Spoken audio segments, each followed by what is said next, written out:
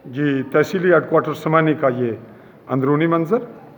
आज स्ट्राइक की वजह से इस वक्त सन्नाटा है। इंतज़ामी अफसरान भी शायद हॉस्पिटल में आ चुके हैं। तहसीलदार समानी चौधरी रब नवाज़ और कुछ शायद को मीटिंग्स भी जारी हैं। हम इस वक्त एंटर हो रहे हैं CMO समानी के ऑफिस में और कार्रवाई जो जारी है उसको टच कर। मैं सलीपना में थी, थे हॉस्पिटल आया। इस वक्त मैं हॉस्पिटल आया, उस वक्त ऐसी के एक मोटरसाइकिल थ्रू निकल के जा रहे थे। दो बंदे उससे बैठे थे, वो आ रहे जा रहे थे, मैं आ रहा था। इस वक्त मैं अंदर आया, ब्लैक आउट सी कोई बंदा इतने नहीं सी, लाइट और बंद था, शीशे का दरवाजा खटखटाया, अंदर दो बंदे लेटे थे।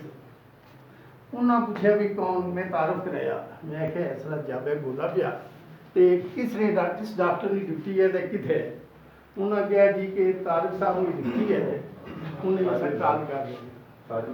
मैं ये दी मैं बाकी स्टाफ किथे उन्हें जी उन्हें कॉल करने, उन्हें कॉल शायद करनी शुरू कर दी, लाइट ऑन कीतियां, दो लेडीज आ गई, पता नहीं LHV सन या डॉक्टर सन, वो मौजूद आ गई।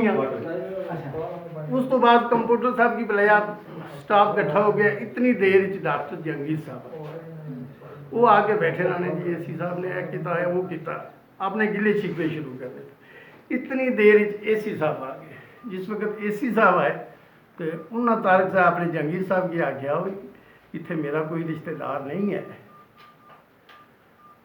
तो तुसी मतलब है इंसानी हमदर्दी ने तहत तुसी इत्थे आ जाओ। साफी साहब आमना ये चाहिए। 2 मिनट बंद करो ना गल करनी जारी रखें सर। आइए जी,